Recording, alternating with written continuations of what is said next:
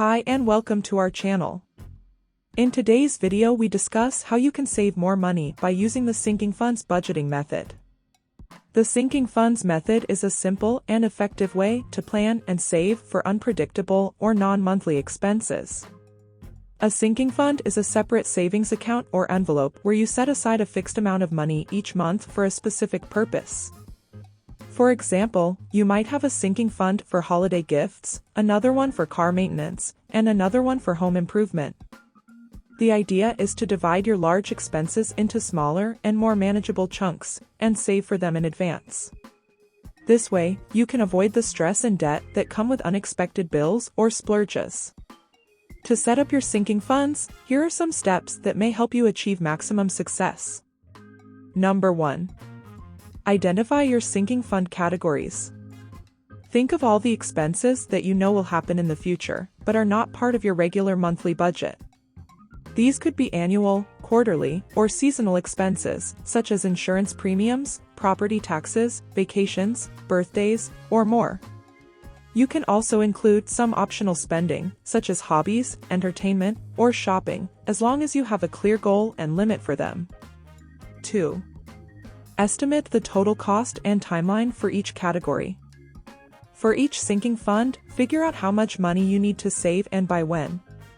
For example, if you want to save $1,200 for a vacation in 6 months, you need to save $200 per month.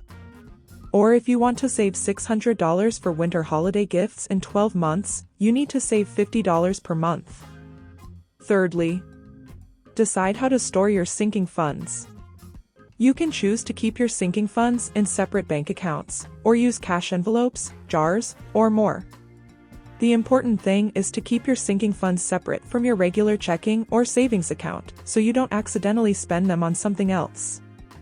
You also want to make sure your sinking funds are easily accessible when you need them, but not too tempting to dip into. Lastly, automate your savings. To make saving easier and more consistent, you can set up automatic transfers from your main account to your sinking fund accounts every month. Or, you can withdraw cash and put it in your envelopes or jars every time you get paid. The key is to treat your sinking fund contributions as a fixed expense in your budget, and pay yourself first before spending on anything else. Once you have your sinking funds set up, you can use them to pay for your planned expenses without worrying about going into debt or breaking your budget. For example, when it's time to go on vacation, you can use the money from your vacation sinking fund to cover your travel costs.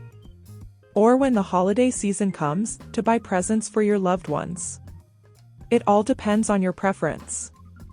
Generally speaking, if you use a good budgeting app to complement the sinking fund method, it will help you to record and track your finances better, to save you more money in the long run.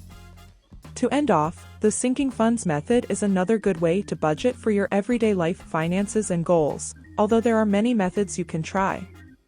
Ultimately, the best method will be one that meets your personal needs the best.